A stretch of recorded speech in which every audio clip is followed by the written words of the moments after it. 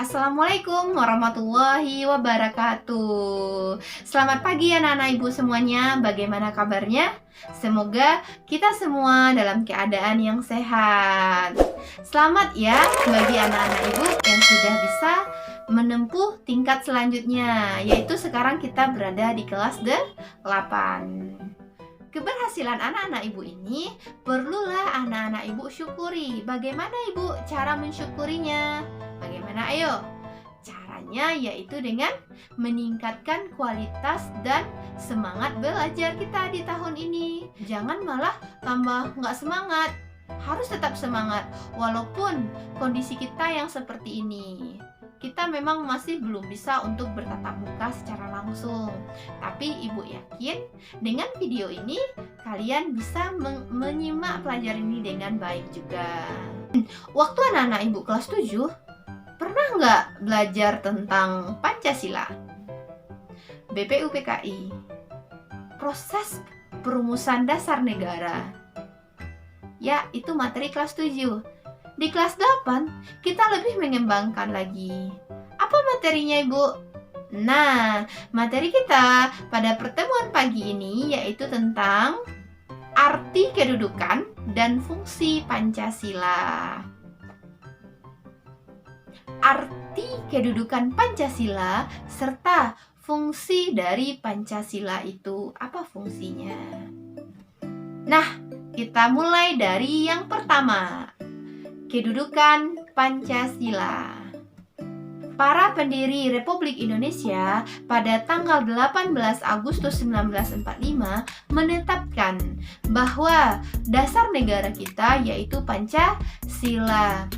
Istilah Pancasila itu sudah dikenal loh sejak zaman Majapahit, yaitu dari karangan Empu Tantular dan Empu Prapanca, di mana kitabnya yaitu kitab Negara Kertagama dan kitab Suta Soma. Apa itu Pancasila? Pancasila berarti batu yang bersendi 5. Selain itu juga ada arti lain dalam Pancasila, yaitu pelaksanaan kesusilaan yang 5.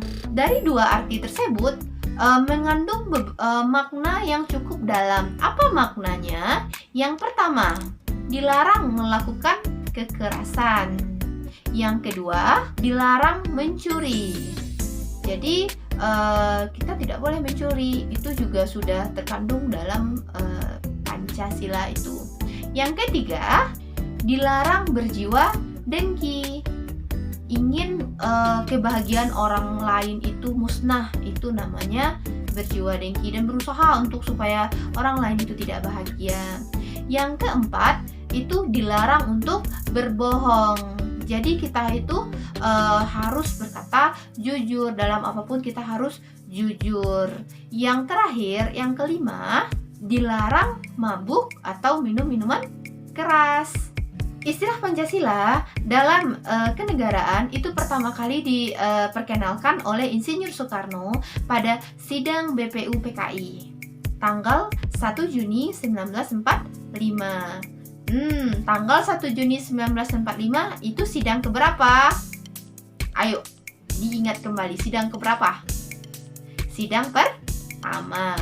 Menurut Insinyur Soekarno, Pancasila itu sendiri adalah isi hati dari bangsa Indonesia yang selama ini terdiam diakibatkan terjajah oleh bangsa Barat atau bangsa Eropa.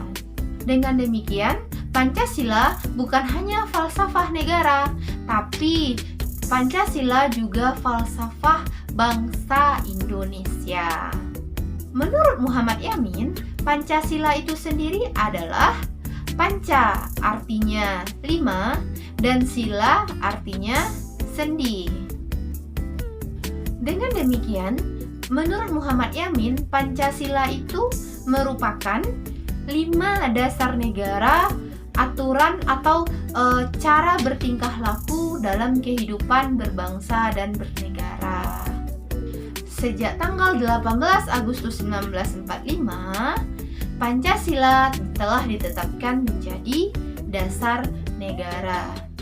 Secara umum, fungsi dan peranan Pancasila menurut TAP MPR nomor 3/MPR/2000 tentang sumber hukum nasional dan tata urutan perundang-undangan, dinyatakan bahwa Pancasila merupakan dasar negara.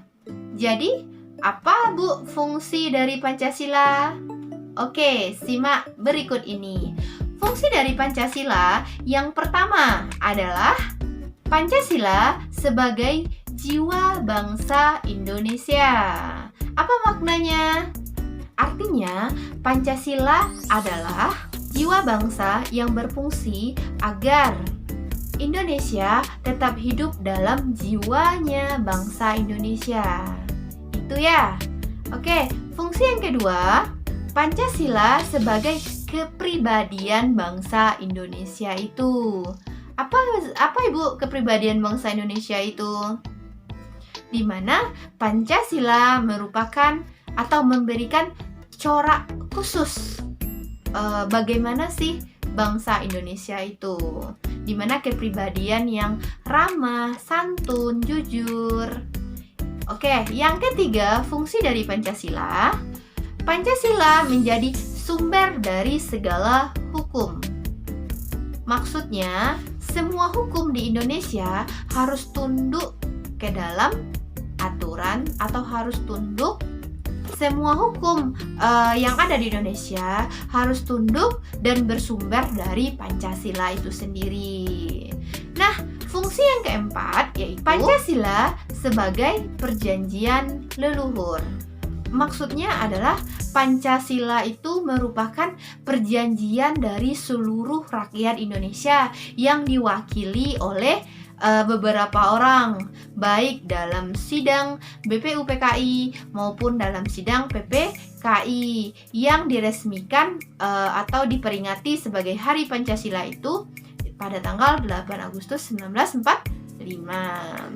Selanjutnya, Pancasila berfungsi sebagai cita-cita hidup bangsa Indonesia, di mana Pancasila itu membuat kehidupan masyarakat menjadi adil dan makmur. Nah, yang keenam, apa fungsi Pancasila itu, Bu?